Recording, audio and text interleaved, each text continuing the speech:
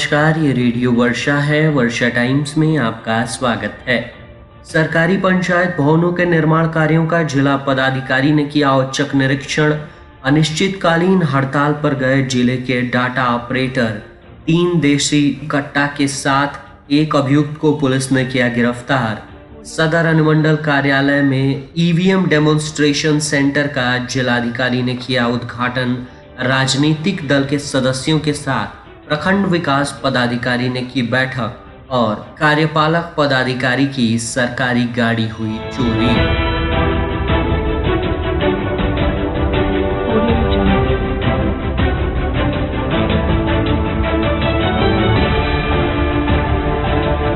वर्षा times के साथ मैं नवनीत। वर्षा टाइम्स विस्तार से। जिला पदाधिकारी पवन कुमार सिन्हा द्वारा विभिन्न प्रखंडों में निर्माणाधीन पंचायत सरकारी भवनों का निरीक्षण किया गया। इस पर विस्तृत जानकारी देते हुए हमारे संवाददाता सत्य प्रकाश वर्मा ने बताया कि इस दौरान उन्होंने निर्माण की गुणवत्ता एवं निर्धारित मानकों के अनुरूप कार्यों की प्रगति का अवलोकन किया। निरीक्षण के क्रम में जिला पदाधिकारी द्वारा मांझागढ़ प्रखंड के आदमापुर पंचायत अंतर्गत निर्माणाधीन पंचायत सरकारी भवन आदमपुर एवं सिपाया खास पंचायत भवन का निरीक्षण किया गया। निरीक्षण के दौरान भवनों की गुणवत्ता की जांच की गई। कुछ स्थानों पर दीवारों में सीलन पाई गई, जिस पर जिला पदाधिकारी ने गंभीर असंतोष व्यक्त करते हुए स्पष्ट निर्देश दिया कि निर्माण कार्यों में किसी भी प्रकार की लापरवाही अथवा मानकों से समझौता बर्दाश्त नहीं किया जाएगा। उन्होंने संबंधित कार्यपालक अभियंता को निर्देशित किया कि शीघ्रतापूर्व सुधारात्मक कार्य कराएं। कार्यों की समयबद्ध रूप से पूर्ण किया जाना अनिवार्य है। इसके उपरांत जिला पदाधिकारी द्वारा कुचायकोट प्रखंड अंतर्गत खजूरी पंचायत के निर्माणाधीन पंचायत सरकारी भवन का भी निरीक्षण किया गया। निरीक्षण के दौरान उन्होंने कार्य प्रगति की समीक्षा की एवं आवश्यक दिशा निर्देश संबंधित अभियंताओं एवं पदाधिकारियों को दिए। निरीक्षण के दौरान भवन निर्माण विभाग के कार्यपालक अभियंता सहित अन्य संबंधित पदाधिकारी मौजूद थे। बिहार सरकार में तैनात लगभग 22,000 ऐसे डाटा ऑपरेटर जो बोल्टान के तहत बिहार सरकार के विभिन्न विभागों में अपनी सेवाएं दे रहे हैं, आज से अनिश्चितकालीन हड़ताल पर चले गए हैं। अपनी 11 सूत्री मांगों को लेकर गोपालगंज में भी विभिन्न विभागों के कार्यरत सभी डाटा ऑपरेटर अनिश्चितकालीन हड़ताल के समर्थन में हड़ताल पर हैं। इस वजह से सरकारी कार्यों को निष्पादन करने में समस्या आ सकती है। इसका सीधा प्रभाव आम जनता पर पड़ेगा। वर्तमान समय में सरकार चुनाव से पूर्व अपनी कई तरह की योजनाओं पर काफी तीव्र गति से काम कर रही है। ऐसे में इन डाटा ऑपरेटरों के अनिश्चितकालीन हड़ताल पर जाने से इन सभी योजनाओं को धरातल पर उतरने में समस्या पैदा होगी। जिन मांगों को लेकर डाटा ऑपरेटरों ने हड़ताल कर रखी है, उनमें मुख्य मांगे परिशिष्ट क बोल्टान के पत्रांक 7541/18 दिनांक 1/11/18 एवं अनुवर्ती पत्रांक 4309/19 दिनांक 10/7/2019 के आलोक में वर्तमान में कार्यरत बल के आधार पर पदों का सृजन एवं उक्त सृजित पदों पर पदस्थापित कर्मियों को बिना किसी शर्त पदस्थापित कार्यालयों में समायोजित किया जाए। सेवा वापसी एवं समाप्ति के पूर्व अपील करने का प्रावधान सुनिश्चित किया जाए, जैसे बीपीएसएम के कर्मियों के संदर्भ में लागू है। वर्तमान में महंगाई को ध्यान में रखते हुए वेतन पुनरीक्षण दिनांक 1/1/25 को आधार मानकर किया जाए। इसके साथ ही अन्य मांगे भी शामिल हैं। गोपालगंज नगर थाने की पुलिस ने गुप्त सूचना के आधार पर 3 देशी कट्टा के साथ एक आरोपी को गिरफ्तार किया है, जिस पर पहले से ही शराब तस्करी को लेकर नगर थाने में 2 मामले दर्ज हैं। गिरफ्तार आरोपी नगर थाना क्षेत्र के ही एक डेरवा मौज गांव का रहने वाला जुगल शाह बताया जा रहा है। यह महंगू शाह का पुत्र है और इसके आपराधिक गतिविधियों में सम्मिलित रहने के सबूत पुलिस को मिले हैं। इस आधार पर पुलिस आर्म्स एक्ट सहित विभिन्न गंभीर धाराओं में प्राथमिकी दर्ज करने के बाद इसे न्यायिक हिरासत में जेल भेज दिया है। भारत निर्वाचन आयोग के निर्देशानुसार जिला निर्वाचन पदाधिकारी श्री पवन कुमार सिन्हा द्वारा गुरुवार को सदर अनुमंडल कार्यालय परिसर में electronic voting machine demonstration centre का उद्घाटन किया गया। इस संबंध में विस्तृत जानकारी देते हुए हमारे संवाददाता सत्य प्रकाश वर्मा ने बताया कि ये पहल जिले में मतदाता जागरूकता अभियान को नई ऊर्जा देने की दिशा में एक महत्वपूर्ण कदम है। इस अवसर पर अपर संभारता राजेश्वरी पांडे, उप निर्वाचन पदाधिकारी डॉक्टर शशि प्रकाश, अनुमंडल पदाधिकारी अनिल कुमार, भूमि सुधार उप संभारता गोपालगंज एवं अनुमंडल लोक शिकायत निवारण पदाधिकारी गोपालगंज समेत अन्य प्रशासनिक अधिकारी भी उपस्थित रहे। जिला पदाधिकारी द्वारा बताया गया कि लोकतंत्र की सफलता मतदान की सक्रिय भागीदारी पर निर्भर करती है। ईवीएम डेमोन्स्ट्रेशन सेंटर मतदाताओं में विश्वास एवं पारदर्शिता बढ़ाने का माध्यम है।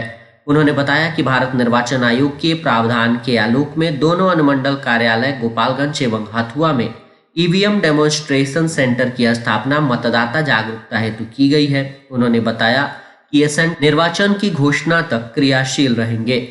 इस दौरान कोई भी आम मतदाता ईवीएम की प्रक्रिया और कार्यशैली से अवगत होने हेतु भ्रमण कर न सिर्फ मशीनों से अवगत हो सकेंगे बल्कि मॉक पोल कर निर्वाचन की विश्वसनीयता और पारदर्शिता से आश्वस्त होंगे। ईवीएम डेमोन्स्ट्रेशन सेंटर सदर अनुमंडल कार्यालय एवं हथुआ अनुमंडल कार्यालय में निर्वाचन की घोषणा तक प्रतिदिन कार्यालय अवधि में खुला रहेगा।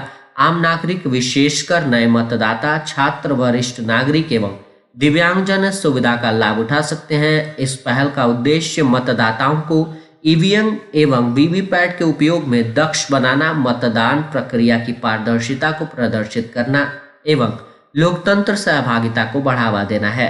जिला प्रशासन सभी मतदाताओं से आग्रह कर रहा है कि वे इस सुविधा का लाभ उठाएं और जागरूक मतदाता के रूप में अपने कर्तव्यों का पालन करें। श्रीपुर पुलिस ने बुधवार की देर शाम क्षेत्र के बैरागी टोला गांव में छापेमारी कर शराब कांडों के 2 आरोपियों को गिरफ्तार कर लिया, जिन्हें गुरुवार को न्यायिक हिरासत में गोपालगंज भेजा गया है। थानाध्यक्ष नेहा कुमारी ने बताया कि गिरफ्तार आरोपियों में नीरज कुमार व गोविंद कुमार हैं, जो वर्षों से फरार चल रहे थे। गुरुवार को मांझागढ़ प्रखंड विकास पदाधिकारी विनीत कुमार और अंचला पदाधिकारी मुन्ना कुमार ने राजनीतिक दल के सदस्यों के साथ बैठक की। इस संबंध में विस्तृत जानकारी देते हुए हमारे संवाददाता सुधीर श्रीवास्तव बताते हैं कि बैठक में उपस्थित राजनीतिक दल के सदस्यों से विमर्श करके चल रहे विशेष गहन मतदाता पुनरीक्षण कार्यों में उन सभी से सहयोग की अपील की। सहयोग होना चाहिए कि कोई भी मतदाता पुनरीक्षण से वंचित न रहे। अगर कोई मतदाता पुनरीक्षण कार्य से वंचित रह जाता है तो उसे अपने स्तर से संबंधित मतदाता का पुनरीक्षण कार्य कराया जाए तथा नए मतदाताओं का नाम जुड़वाने में भी सभी सदस्य सहयोग करें। इस मौके पर जदयू के मांझागढ़ प्रखंड अध्यक्ष योगेश प्रसाद, भाजपा के सदस्य अशोक कुमार शाह, लोजपा के उपेंद्र प्रसाद, राजद के अनिल प्रसाद, जनसुराज के भागवत कुमार सहित इत्यादि लोग शामिल थे। कटिया कार्यपालक पदाधिकारी के आवास पर से स्कॉर्पियो गाड़ी की चोरी कर ली गई है।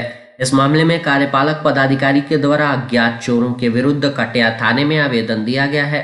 बताया जा रहा है कि कटिया नगर पंचायत के कार्यपालक पदाधिकारी सपना कुमारी कटिया बाजार स्थित मुन्ना मिश्रा के मकान में अपना निवास स्थान है। बुधवार को ऑफिस से आने के दौरान सरकारी स्कॉर्पियो गाड़ी आवास पर लगा दिया गया था। गुरुवार की सुबह वहां से गाड़ी गायब थी। इसकी सूचना कटिया पुलिस को दी गई है।